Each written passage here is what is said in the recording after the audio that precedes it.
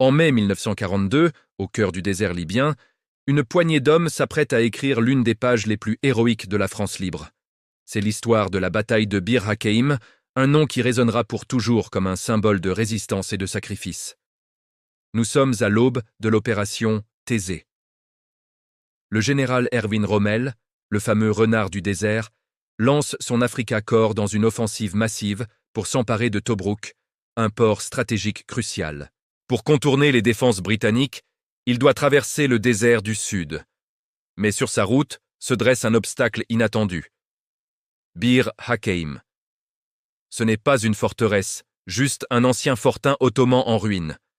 Mais autour, la première brigade française libre, commandée par le général Pierre Koenig, a transformé ce point d'eau désolé en un camp retranché redoutable.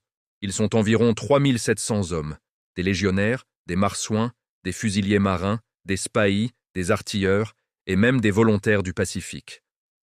Venus de tous les horizons de l'Empire français, ils partagent une seule et même volonté: continuer le combat pour une France libre.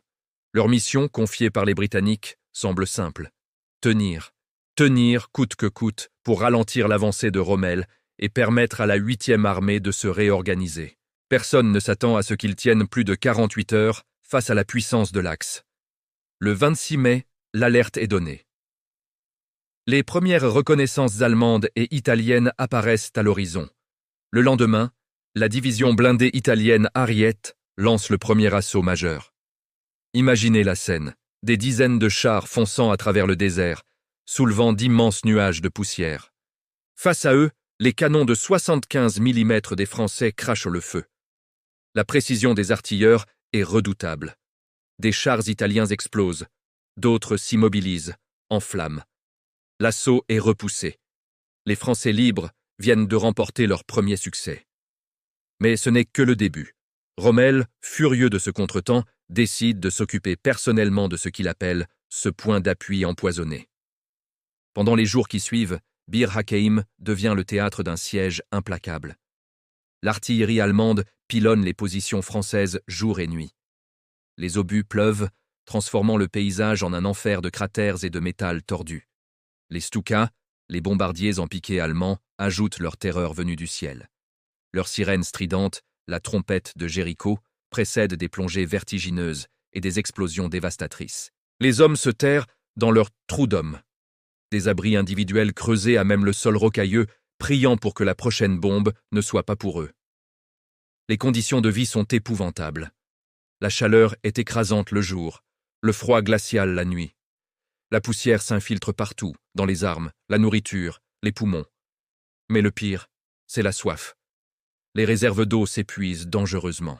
Chaque gorgée est rationnée, précieuse comme de l'or. La fatigue est extrême, le sommeil presque impossible sous le vacarme constant des explosions. Malgré tout, le moral tient. Un courage incroyable anime ces hommes. Entre deux bombardements, on nettoie les armes, on répare les positions, on partage une cigarette. Le général Koenig est partout, visitant les lignes, encourageant ses troupes par sa présence calme et déterminée. Un jour, un émissaire allemand se présente pour demander la reddition. La réponse de Koenig est cinglante. Nous ne sommes pas ici pour nous rendre. Les assauts terrestres se succèdent, toujours plus violents. Les panzers allemands, soutenus par l'infanterie, tentent de percer les champs de mines qui protègent la position. Les légionnaires et les fusiliers marins sortent de leurs trous pour les accueillir à coups de fusils, de grenades et de cocktails Molotov. Les combats sont d'une brutalité inouïe, souvent au corps à corps. Chaque mètre de terrain est défendu avec acharnement. Le 1er juin, le général Koenig envoie un message radio poignant à Londres. La situation est sérieuse mais pas désespérée. Nous tiendrons. Ce message galvanise les Alliés et fait la une des journaux du monde libre. La petite garnison de Bir Hakeim est devenue un symbole universel de résistance à la tyrannie. Le 8 juin, après 2 semaines de siège, la situation devient critique. Les munitions s'épuisent, la nourriture manque, et surtout, il n'y a presque plus d'eau. La position n'est plus tenable. Le haut commandement britannique, reconnaissant l'héroïsme des Français, autorise enfin l'évacuation. Mais comment s'échapper d'un piège encerclé par des dizaines de milliers d'ennemis? L'opération est baptisée « Sortie ». Dans la nuit du 10 au 11 juin, c'est l'heure de la dernière audace. Les Français vont tenter une percée en force à travers les lignes allemandes. Le silence de la nuit est rompu par le rugissement des moteurs. Les véhicules restants, camions et Bren Carriers, forment une colonne. Les blessés sont chargés à bord. Le reste des hommes valides suivra à pied. À un signal convenu, c'est la ruée. Les Français foncent droit vers l'ouest, à travers les champs de mines et les positions ennemies, toutes armes dehors. La réaction allemande est immédiate. Des fusées éclairantes illuminent la scène, transformant la nuit en jour. Les mitrailleuses crépitent, les obus explosent au milieu de la colonne. C'est un chaos indescriptible.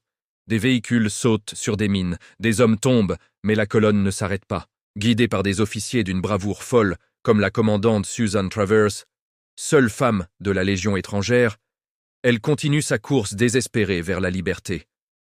Au petit matin, après une nuit d'enfer, les survivants de Bir Hakeim atteignent enfin les lignes britanniques. Ils sont épuisés, hagards, couverts de poussière et de sang, mais ils sont libres. Sur les 3700 hommes du départ, plus de 2500 ont réussi à s'échapper. Les pertes sont lourdes, mais la mission est accomplie. Ils ont tenu 16 jours. 16 jours qui ont permis à la 8e armée de se replier en ordre et de préparer la contre-attaque qui mènera, quelques mois plus tard, à la victoire décisive d'El Alamein. Le général de Gaulle dira de ses combattants: « Quant à Bir Hakeim, un rayon de sa gloire renaissante est venu caresser le front sanglant de ses soldats. Le monde a reconnu la France. » La bataille de Bir Hakeim n'était pas seulement une victoire militaire, c'était une immense victoire morale.